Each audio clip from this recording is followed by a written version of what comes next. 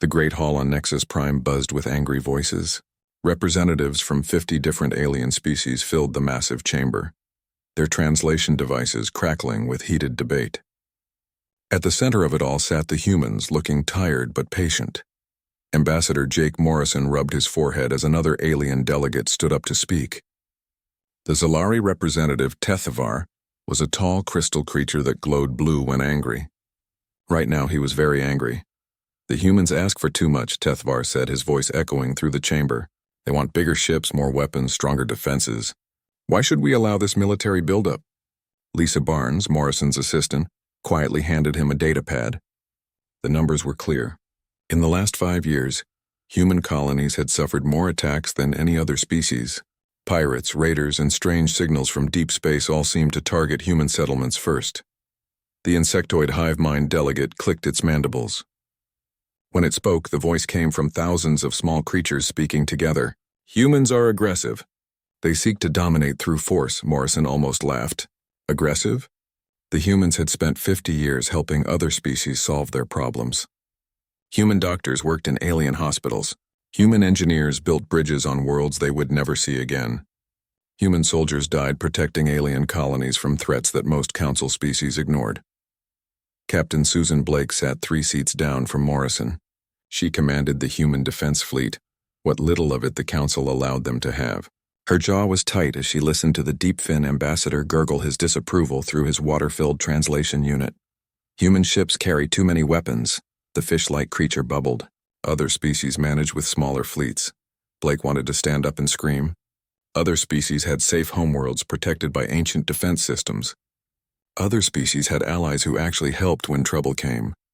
Humans had Earth and a handful of colonies scattered across hostile space, defended by ships that were barely adequate for the job. Dr. Richard Kane shifted uncomfortably in his seat. As head of the Human Science Division, he had spent decades sharing human discoveries with the Galxy. Faster computers, better medicines, more efficient engines. The aliens took everything humans offered and gave little in return except restrictions and suspicion. For 3 hours, the pattern continued. A human representative would present a reasonable request for better defenses. Alien delegates would find reasons to say no. The humans would provide evidence of growing threats. The aliens would dismiss the evidence as human paranoia. Morrison watched the clock on the wall. Back on Earth, it was morning. Children were going to school. Workers were starting their shifts. Families were beginning another day in the belief that their government could protect them. How could he tell them that the galaxy's leaders cared more about keeping humans weak than keeping them alive? The breaking point came when Council Prime Zerath spoke. The massive reptilian creature stood nearly 10 feet tall, his scales dark green with age. His voice boomed across the chamber without need for translation. The Council has heard the human requests, Zerath announced. We find no compelling reason to grant additional military resources to a species that has shown consistent aggressive tendencies. Morrison felt something snap inside his chest. Aggressive tendencies? The humans who had spent their own blood and treasure defending alien worlds? The humans who shared their technology freely while other species guarded their secrets? The humans who asked for nothing but the right to protect their own people? He stood up slowly. The chamber fell quiet as all eyes turned to the human ambassador. Morrison was 63 years old, with gray hair and lines around his eyes from decades of diplomatic stress. He had spent most of his adult life trying to build bridges between humanity and the galaxy. For 50 years, Morrison said, his voice calm but carrying clearly through the silent chamber, humanity has been a loyal member of this council. We have contributed more resources, technology, and lives to galactic peace than any 3 species combined. Murmurs rippled through the alien delegates. But Morrison continued, we have asked for nothing unreasonable. We want adequate defenses for our colonies. We want the right to protect our own people. We want to be treated as equals, not as dangerous children who cannot be trusted with proper weapons. Tethvar's crystal body flared brighter. The Council makes these decisions for the good of all species. Morrison looked at the Zalari representative for a long moment. No, he said finally. The Council makes these decisions to keep humanity weak. You fear what we might become if we were truly free to defend ourselves. The chamber erupted in angry voices, but Morrison was not finished. Today you have made it clear that humanity will never be accepted as an equal partner in this galaxy. You want our help, our technology, our sacrifices, but you refuse to give us the tools to protect ourselves properly. Morrison gathered his papers and put them in his briefcase. Lisa Barnes stood beside him, her face pale but determined. Around the chamber, other human representatives began to rise from their seats. Dr. Kane closed his tablet and stood. Captain Blake pushed back her chair and joined the growing group of humans moving toward the exit. Engineer Tony Rodriguez from Infrastructure Development packed up his equipment displays and followed. "Where do you think you are going?" Council Prime Zerath demanded, his voice shaking the floor. Morrison stopped at the chamber doors and turned back one final time. His voice was steady and quiet, but it carried to every corner of the massive room. "Home," he said. "We are going home. You have made it clear that humanity is not welcome as an equal partner here. We will no longer waste our time begging for scraps of respect from people who see us as nothing but useful servants." The alien delegates stared in shock as the humans filed out of the chamber. Some of the aliens looked confused, others angry. A few seemed almost frightened. "You cannot simply leave the council," Zerath called after them. Morrison paused in the doorway. "Watch us." The massive doors sealed shut behind the departing humans. In the chamber, 50 alien species sat in stunned silence, suddenly realizing that for the first time in 50 years they were alone. Outside, Morrison and his team walked quickly toward their transport ship. The corridors of the council building seemed different somehow, less welcoming than they had an hour ago. "Sir," Lisa Barnes said quietly, "are we really doing this?" Morrison looked back at the building where humanity had spent 5 decades trying to earn acceptance and respect. "Yes," he said. "We tried their way. Now we try ours." The human transport lifted off from Nexus Prime's surface and turned toward Earth. Behind them, the galaxy's leaders sat in their great chamber, beginning to understand that something fundamental had just changed. For the first time in galactic history, the humans had walked away, and nobody was quite sure what would happen next. The news spread across human space faster than light itself. Within 6 hours of Ambassador Morrison's walkout, every human colony, research station, and outpost knew that Earth was calling them home. President Rachel Thompson stood behind the podium in the White House briefing room, her face serious but calm. Cameras from around the world focused on her as she began to speak. "My fellow humans, both on Earth and throughout the galaxy," she said, "today marks the end of one chapter in our species' story and the beginning of another.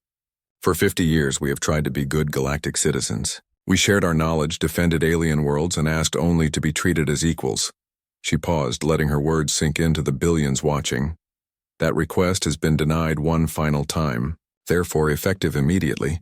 Humanity is withdrawing from the Galactic Council and all associated agreements. We are coming home."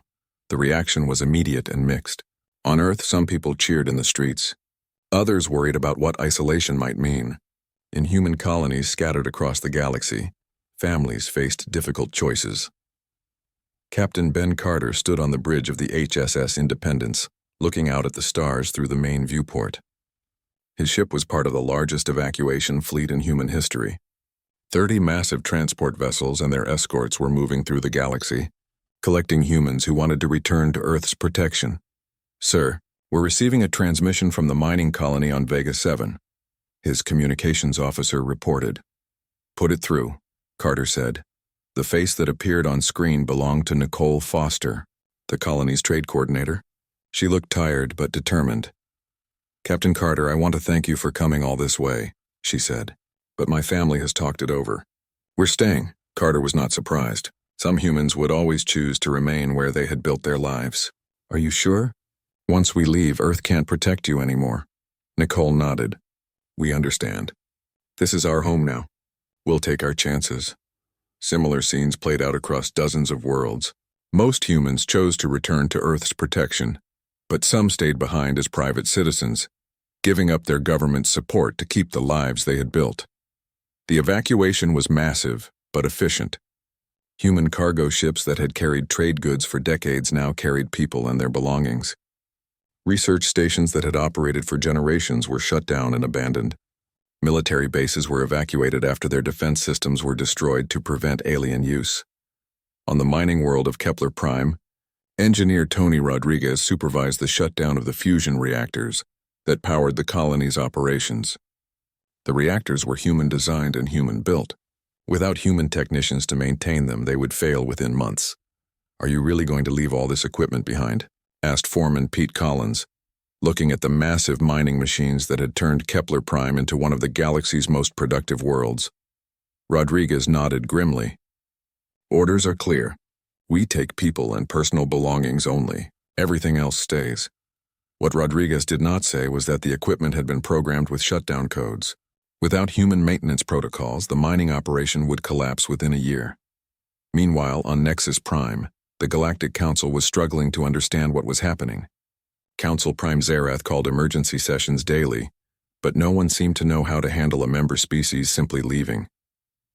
"They cannot do this," insisted Tethvar, the Crystal Zalari representative. "There are treaties, agreements, legal obligations." Junior Counselor Kethwan of the Gentle Tide species raised a tentacle tentatively. "Perhaps, but what can we do to stop them? Send military forces to Earth?" The chamber fell silent at that suggestion. Everyone knew that Earth's defenses were stronger than they appeared. The humans had been careful never to show their full military capacity, but intelligence reports suggested they had surprises waiting in their home system.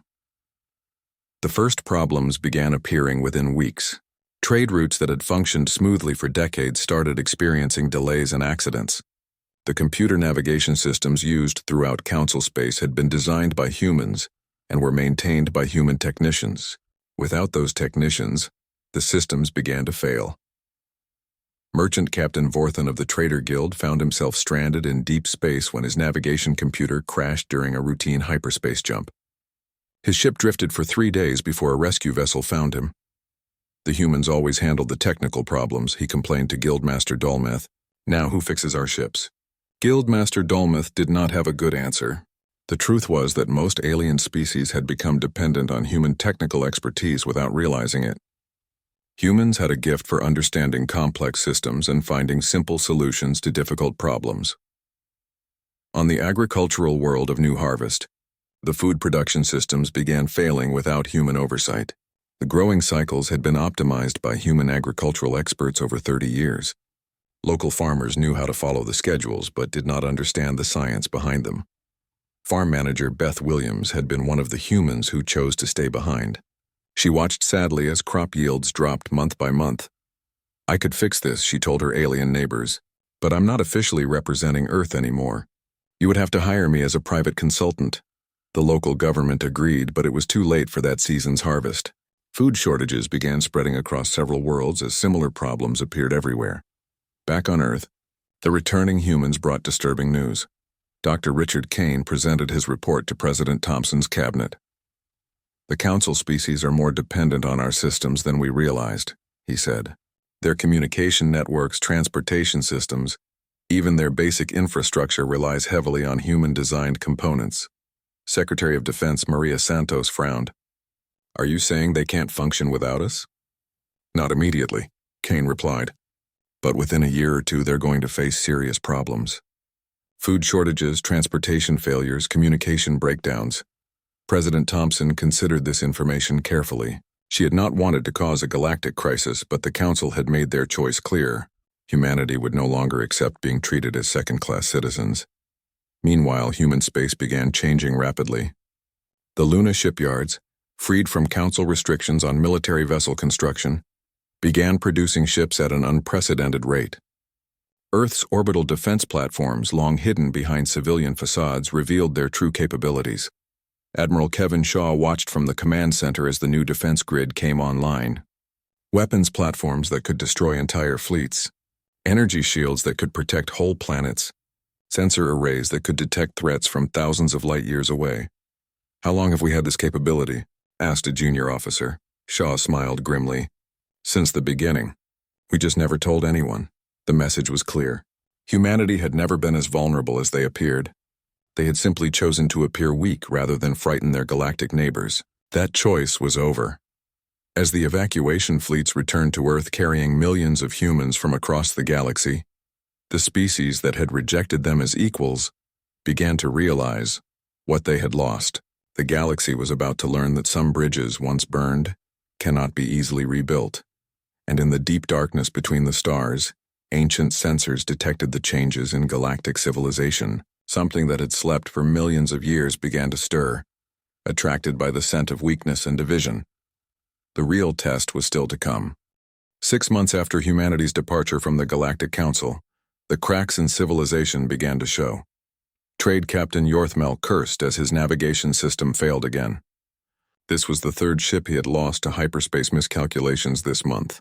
The mathematical equations that guided safe travel between stars had been developed by human scientists over decades of careful work. Other species had learned to use the results but never bothered to understand the underlying principles.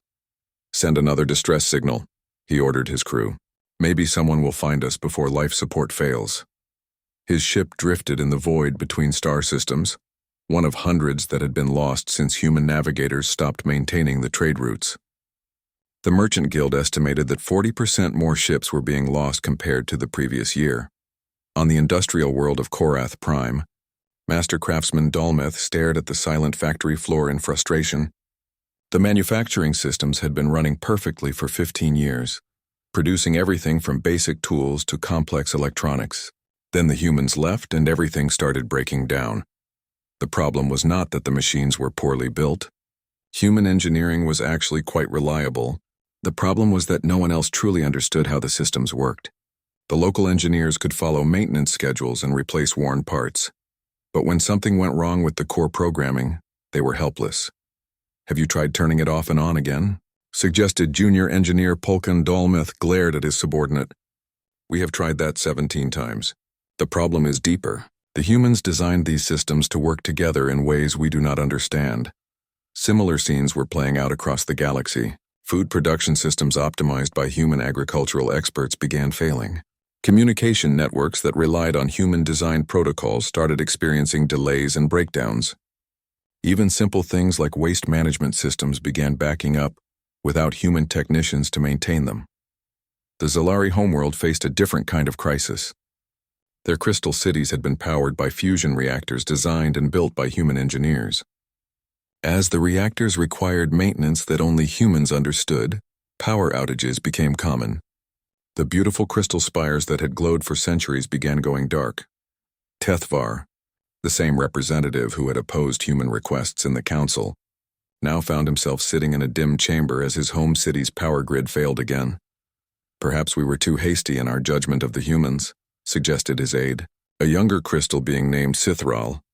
"Never," Tethvar replied, though his glow was dimmer than usual. "We survived for millions of years before the humans came. We will adapt, but adaptation was proving difficult." The Zalari had grown comfortable with human solutions to their problems. Their own technology had stagnated as they relied more and more on human innovation and expertise. The situation was worse in space. The Hive Mind Collective, which had always prided itself on perfect coordination, found their communication networks failing. The quantum entanglement communicators that allowed instant contact across vast distances had been upgraded and maintained by human technicians. Without that expertise, the collective's perfect mental harmony began developing gaps and delays. Drone Queen Veskith felt the pain of severed connections as entire sectors of her collective went silent. The unity that had defined her species for millions of years was breaking apart, and she did not know how to fix it. The first real disaster struck in the Outer Rim territories. A group of space pirates, emboldened by the apparent weakness of galactic defenses, attacked a passenger convoy near the Rigel system. In the past, human patrol ships would have responded within hours. Now the nearest council forces were days away. By the time help arrived, 3 passenger ships had been destroyed and their crews taken as slaves. The pirates had vanished into the deep space routes that only human navigators had fully mapped. Council Prime Zerath convened emergency sessions to address the growing crisis. But the solutions were not obvious. The Council had spent decades becoming dependent on human capabilities. Without realizing it, "We need to hire human consultants," suggested Junior Counselor Kethwan during one heated debate. "Absolutely not," Zerath replied firmly. "We will not beg the humans for help after they abandoned their responsibilities to the galaxy." But privately, many council members were beginning to worry. The humans had not simply left.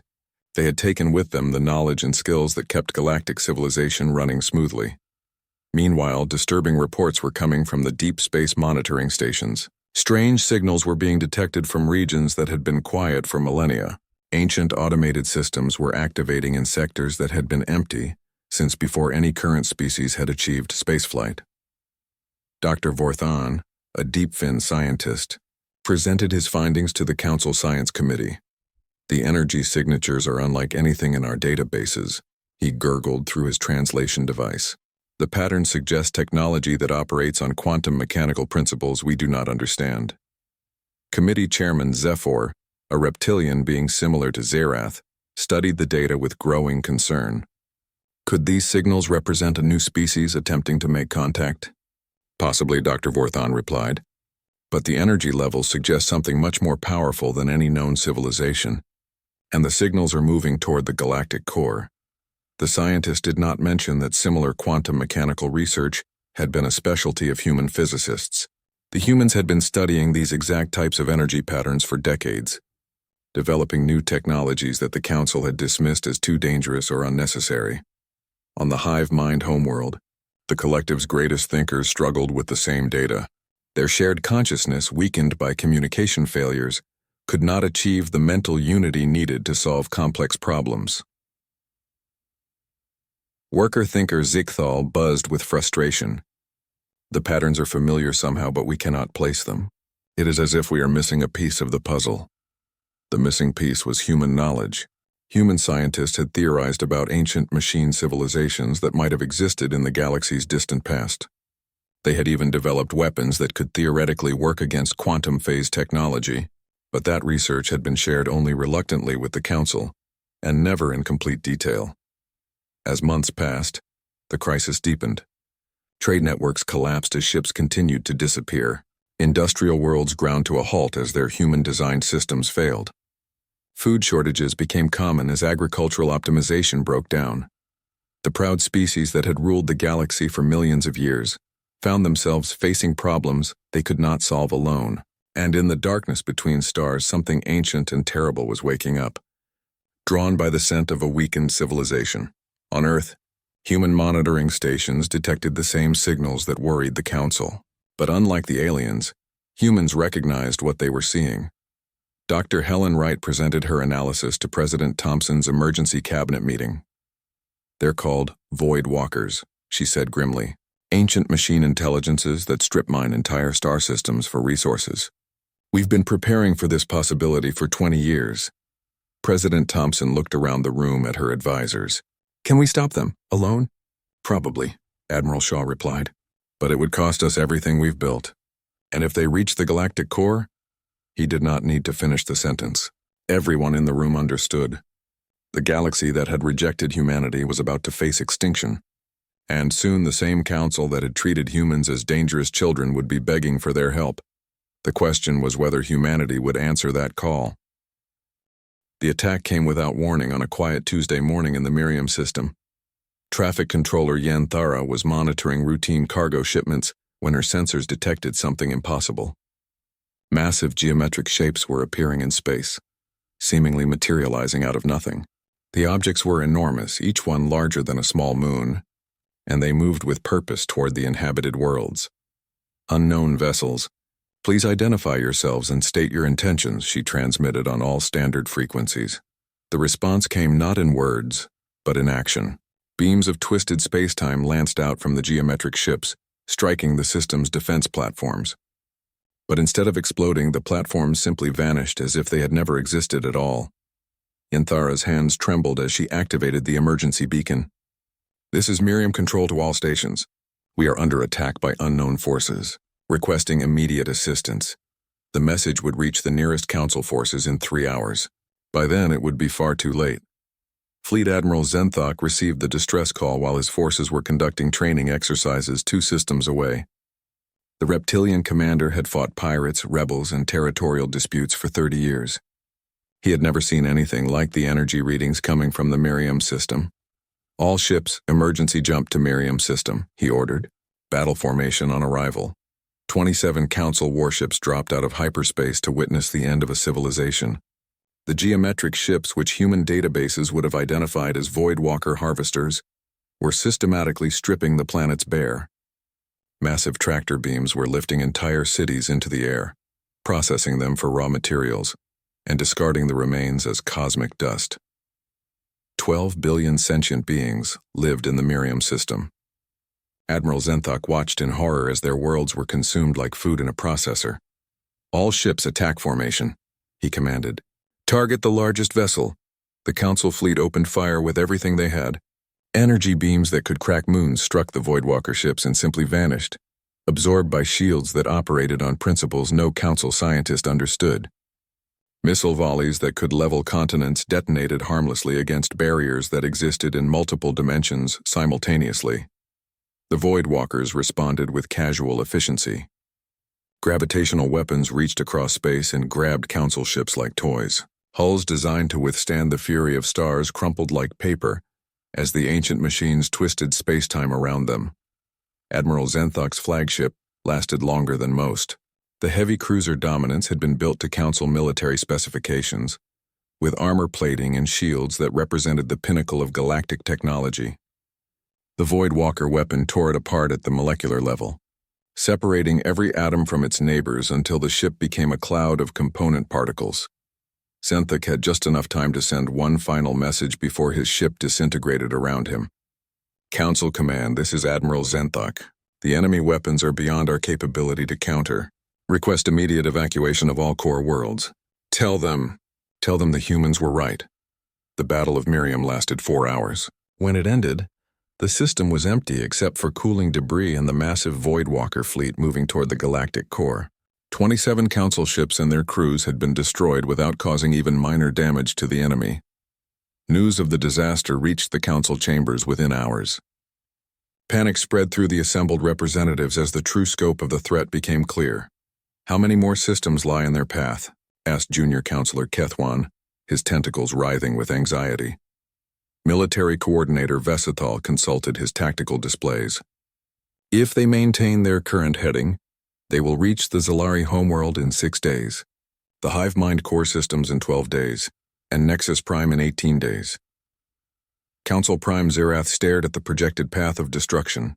Every world in that path contained billions of lives. The mathematical reality was simple. At their current rate of consumption, the Voidwalkers would strip the galactic core bare within a year. "What weapons do we have that might be effective?" he asked. Military Coordinator Vesthal's scales darkened with shame. "None that we know of, sir. Our most advanced weapons had no effect on their defenses. In the depths of space, evacuation fleets struggled to move entire populations away from the Voidwalkers' projected path. The Zalari were abandoning crystal cities that had stood for millions of years. The Hive Mind Collective was splitting apart as vast segments of their species fled to distant systems.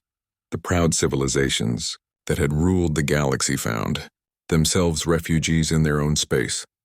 On the Deep Fin homeworld, Ocean Master Depth Hall addressed his people from the safety of the deepest trenches. The aquatic species had survived ice ages and asteroid impacts by hiding in their planet's depths, but even they could not survive having their world stripped of its mass. "Prepare the deep colony ships," he ordered.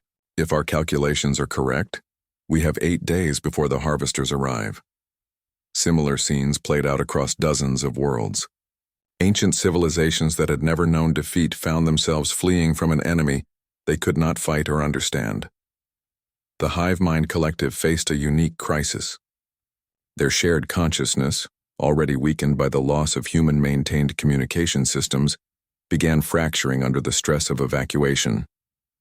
Entire sectors of the collective made their own decisions about where to flee, breaking the unity that had defined their species.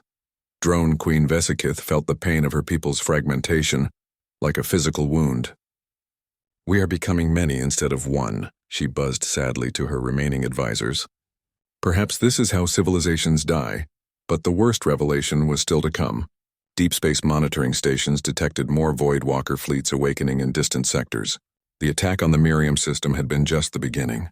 Ancient machines that had slumbered for millions of years were stirring throughout the galaxy, responding to some signal that galactic scientists could not detect or understand.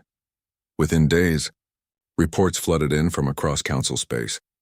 Dead systems that had been empty since before recorded history were showing massive energy signatures. Ancient artifacts that had been studied for centuries were suddenly activating. The galaxy's archaeological sites were turning into launch points for more Voidwalker fleets. Dr. Vorthon presented the grim mathematics to what remained of the Council Science Committee. Based on current observations, we estimate at least 50 separate Voidwalker fleets are now active. Each fleet contains between 20 and 100 harvester ships. The committee members stared at the numbers in stunned silence. Even if each fleet was only the size of the one that had destroyed the Miriam system, they represented more firepower than every Council military force combined. "How long do we have?" asked Committee Chairman Zephyr. "Assuming they continue at their current pace, most of the galactic core worlds will be stripped within 6 months," the scientist replied. The outer territories might last a year. The proud council that had dismissed human military concerns found itself facing extinction. Their energy weapons were useless. Their shields provided no protection. Their fastest ships could barely outrun the advancing harvesters. On Earth, President Thompson convened an emergency session of her cabinet. The deep space monitoring stations had tracked everything. The battle, the evacuation, the awakening of more Voidwalker fleets. "What's our assessment?" she asked Admiral Shaw. "The Council forces are completely outmatched," the Admiral replied grimly. "Their weapons operate on principles that are useless against quantum phase defenses. It's like trying to fight a tank with a sword." Secretary of Defense Maria Santos studied the tactical displays. "What about our weapons?" "Our plasma fusion systems should be effective against their shields," Admiral Shaw admitted. "And our gravitational drives can match their mobility.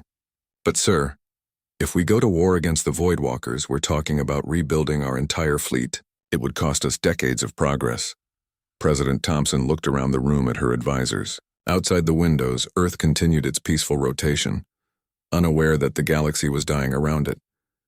"How many people are we talking about?" she asked quietly.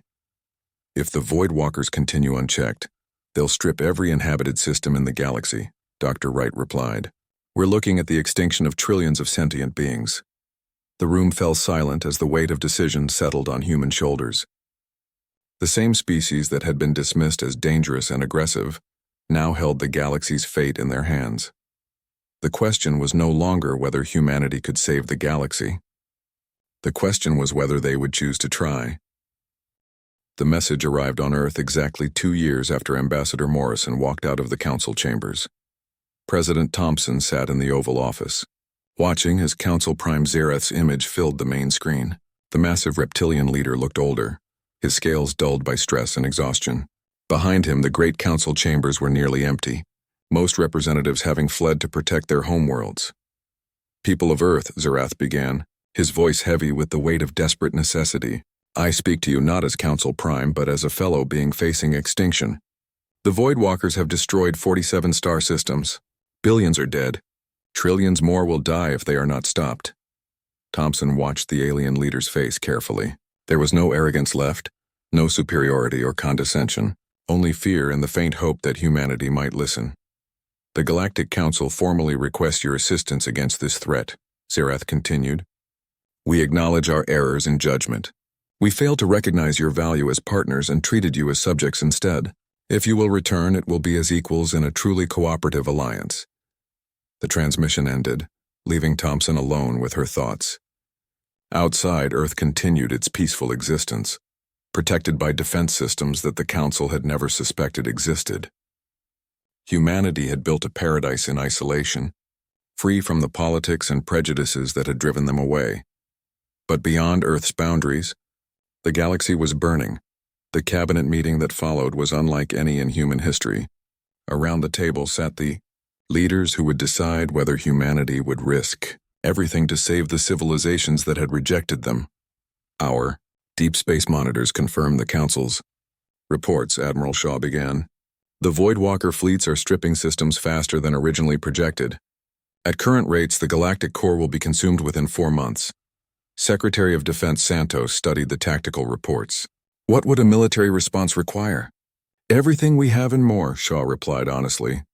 "We would need to deploy our entire advanced fleet, reveal weapon systems we've kept secret for decades, and commit resources that could set our development back 30 years.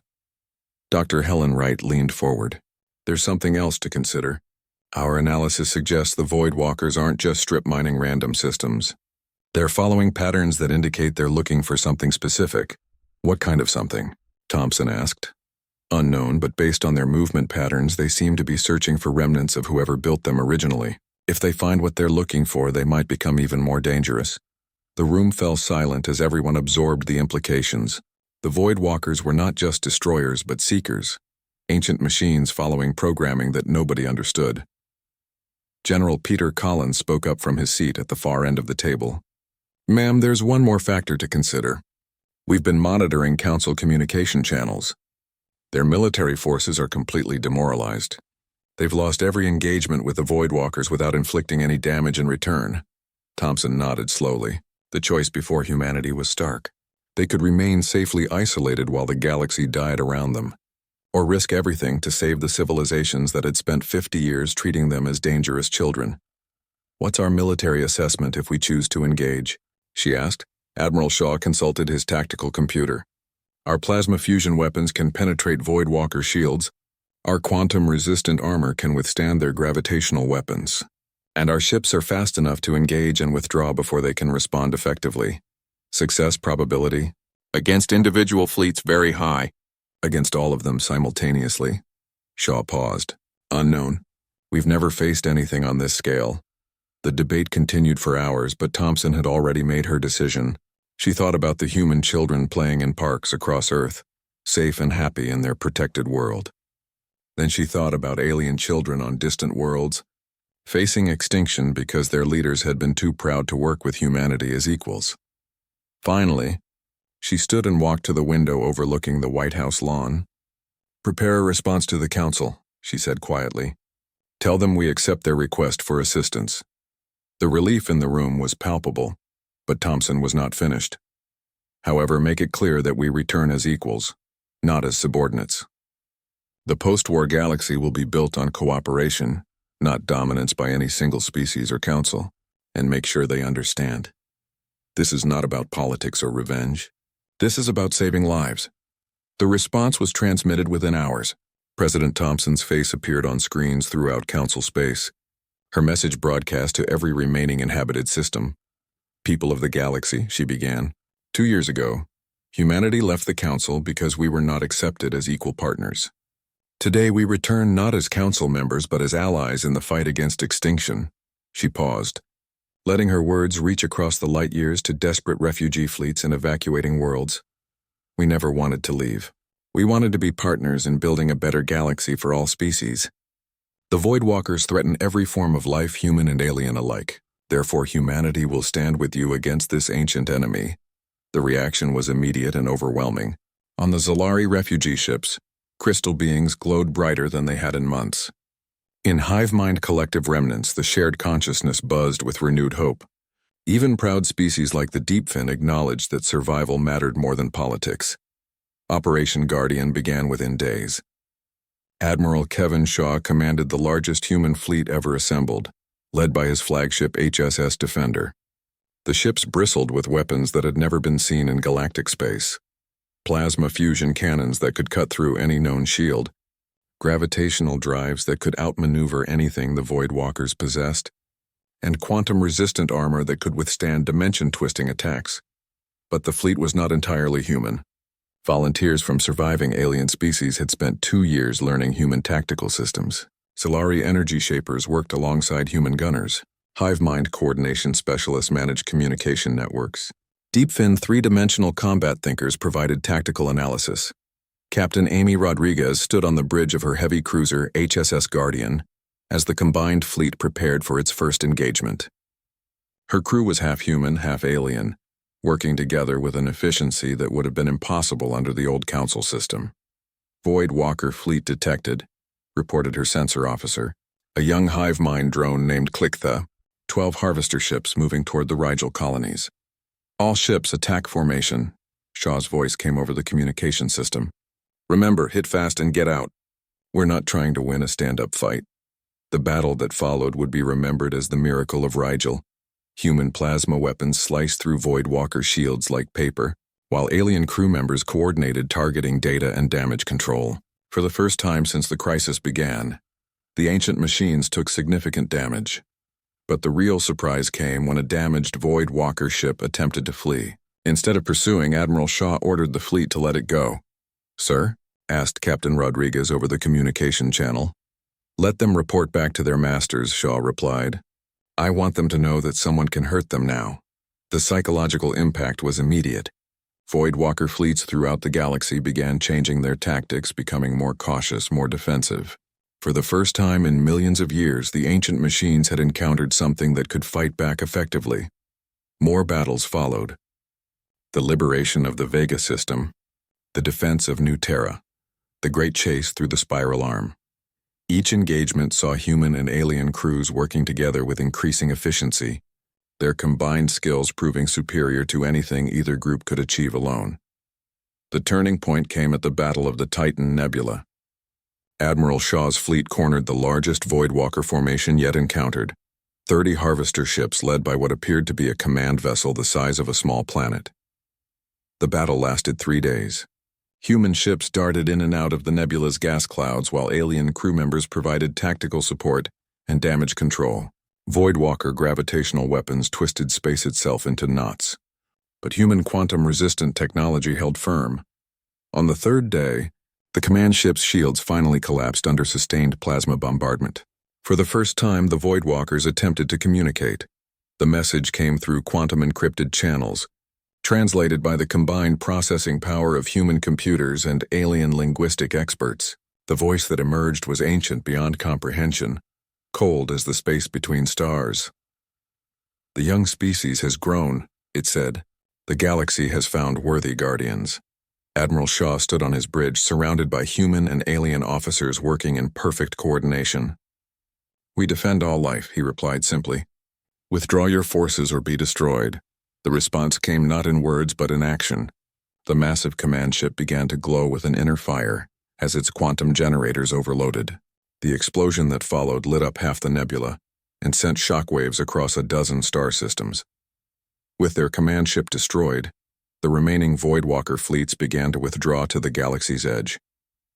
Some fought desperate rear